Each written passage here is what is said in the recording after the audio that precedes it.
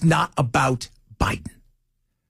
This is about the media, their complicit nature in the way that things went.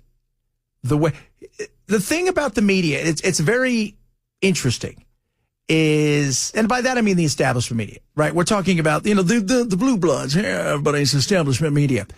They hate Trump's personality. They hate his politics. They hate him.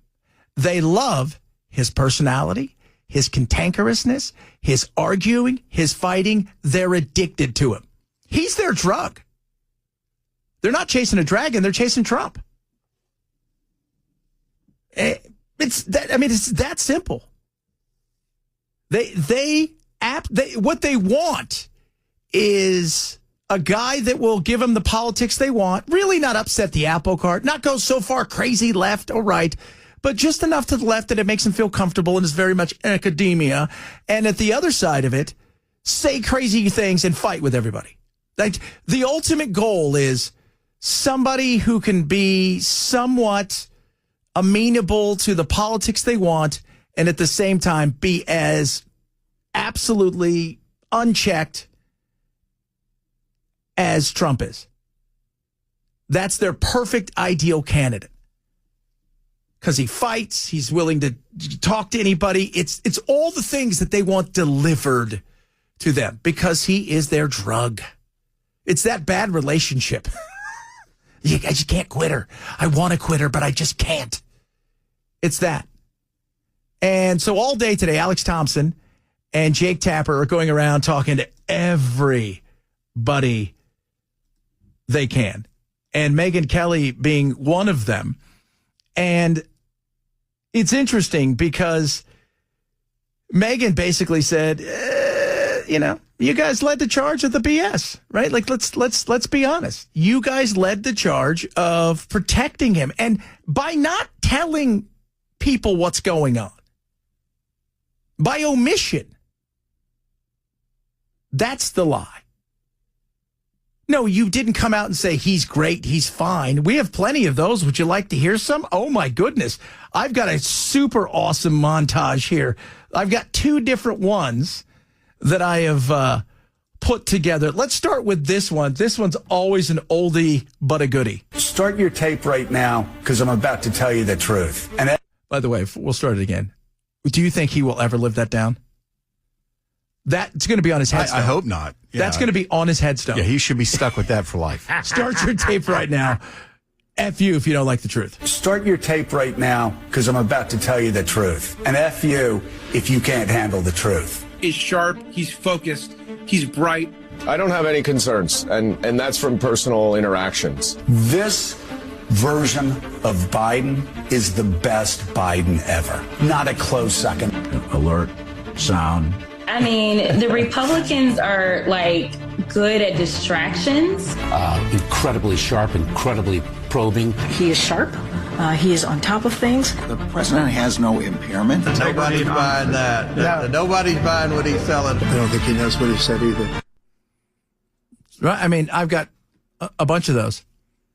Do you remember when, was it Laura Trump talked about him and Jake Tapper went after and said, he's got a stutter. He doesn't have a stutter. Not anymore, he doesn't. Well, you can have a stutter and dementia at the same time. You can. That could be one of the same. Yeah, and suffering from cancer. All of these things. And when, it's funny, when trying to explain to people who are still going after Trump for whatever reason, when it doesn't fit. Sorry, this one doesn't work. If you want to go after Trump for a lot of stuff, trust me, Trump will give you ammunition all day to go after him. He's not afraid of that. But that being said, Trump didn't give him cancer as much as maybe they would like to think he is, right? Trump didn't cause him to have issues with his mental capabilities. And I don't even know what was going on, because they were so close to the vest. I was hearing today that this is what's crazy. They didn't even go to Yellen when they were making financial decisions in there. They had two other people that were inside of the administration that would decide what they were going to do, kind of run it by, Biden in that little period, and then they would go out and do it and just bypass Yellen across the board. we as a nation, let me tell you something. If Trump got like that, damn Skippy, I want to know about it. And you better remove him for the betterment of the country. And I would expect Trump to go, well, yeah, that's what I would want you to do for the betterment of the country. So this whole we didn't cover it up thing, I'm sorry, it doesn't work. I'm listening to the smell test. It doesn't work. This is Alex Thompson, the guy that actually was the one who did all the investigations. I was interviewing a longtime Biden aide, and they're quoted in the book as saying, I'm paraphrasing here, all he had to do was win. Then he could have disappeared for the next 4 years and only had to occasionally show proof of life. When you're electing a president, I think voters know that they're also electing the people around them. And this was their justification. This was their justification for, they basically were acknowledging, yeah, he's like having trouble, but like the threat of Donald Trump, which I think they felt very sincere about, was so great that they were justifying, in some ways, undemocratic actions. The threat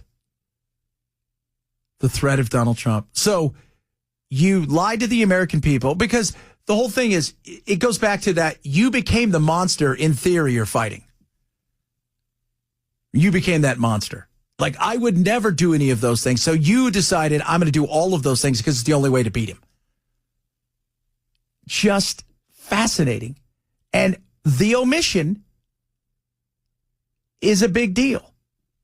And the walking around and pretending like you didn't see anything, that's an issue. Jake Tapper and them talking about it. And who confronted him? Secretary of State Blinken kind of confronted him? Yes, he had the meeting he had a lunch with him in 2023, in which he basically was like, you have to think about how old you're going to be in the second term. Do you think you can handle it? Of course, Biden does. And that's kind of just dropped. I think everybody in that circle, in that world, should be thinking. I'm certainly thinking as a journalist, what should I have done differently? Alex and I covered this. Alex very aggressively from the White House beat, me less so, and I wish I had been more aggressive. There's a lot of regret. There's a lot of humility. I wish I'd been more aggressive. What were you waiting on, Jake? Yeah. What was he? That's a great question. I'm still, anybody? You know what this book should be called? Man, I failed you guys. I suck. I was an idiot. I was a clown. I was an asshat. I failed you guys, America. I'm a stupid journalist, and I suck at my job, and I failed you. It's a long Subtitled, I didn't do my job. Yeah. Parentheses. Pina colada song. That's what it should be called. I would buy that book. This guy's like, all right, page 1. We knew the guy was old and infirmed. I should have covered him, but I didn't, because I don't like the guy on the other side, because he's a Richard, and I don't want anything to do with him, and he's mean to me, and he says things I don't like. So I'd rather have somebody who says the things I like, but then doesn't do anything and allows 12 million people plus to come over here, et cetera, than have somebody who says things I don't like, but actually kind of is moderate in a lot of the way that he governs. Man, that would be a great book title, right? The title would be, you'd have to wrap it around on several occasions. But wouldn't you buy that book about how I failed? I would totally buy that book.